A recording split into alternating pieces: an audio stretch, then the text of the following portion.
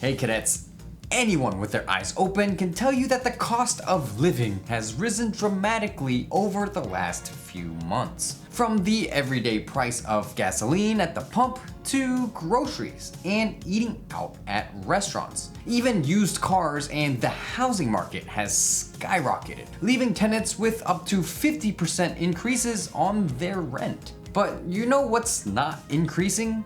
Wages. So what's the cause of this inflation? I'll tell you a secret. It's not the war in Ukraine or supply chain disruptions. Cryptonauts.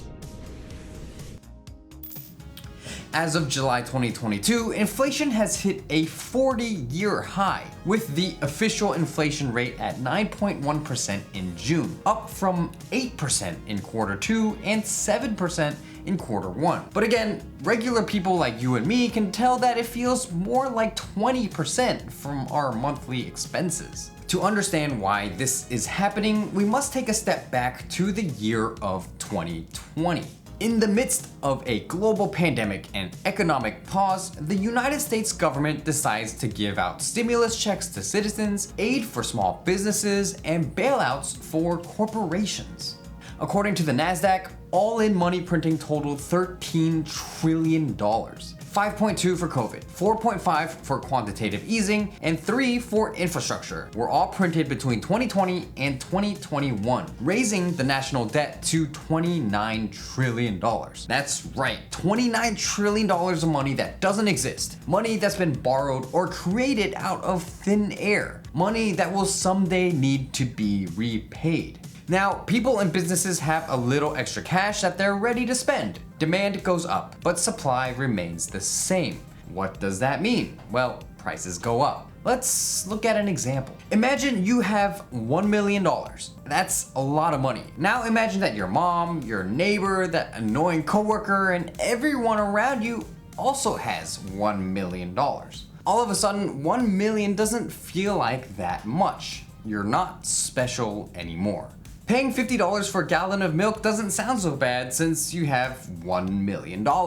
I mean, it's one banana, Michael. What could it cost? $10?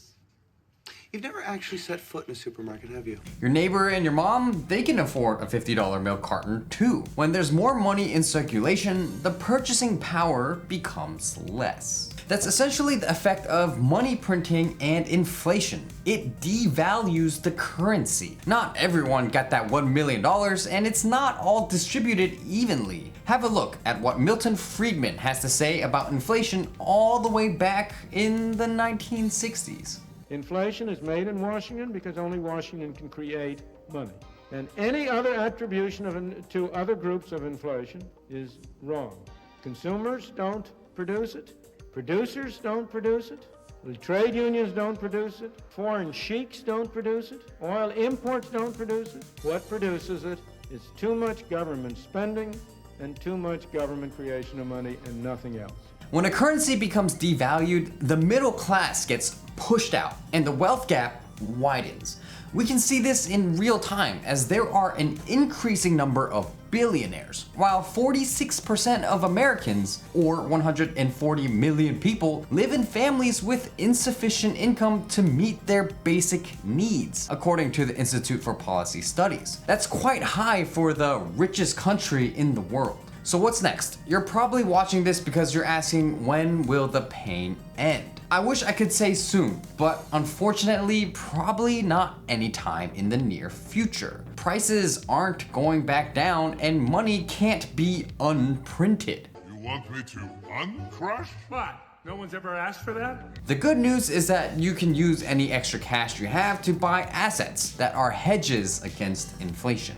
The first and most obvious is Bitcoin. Although volatile, Bitcoin has proven to be decentralized with a maximum supply of 21 million. It will never exceed that number no matter how high demand gets. Other options include real estate or commodities like oil and gold. The housing and real estate market have both been proven to be relatively stable in times of economic turmoil. While the future isn't looking so great, always remember that there's opportunity in times of distress. No one knows how far this inflation can go, so it's better to position yourselves for a bumpy ride to the moon. As the #1 investor in the world, Warren Buffett once said, "Be fearful when others are greedy, and greedy when others are fearful."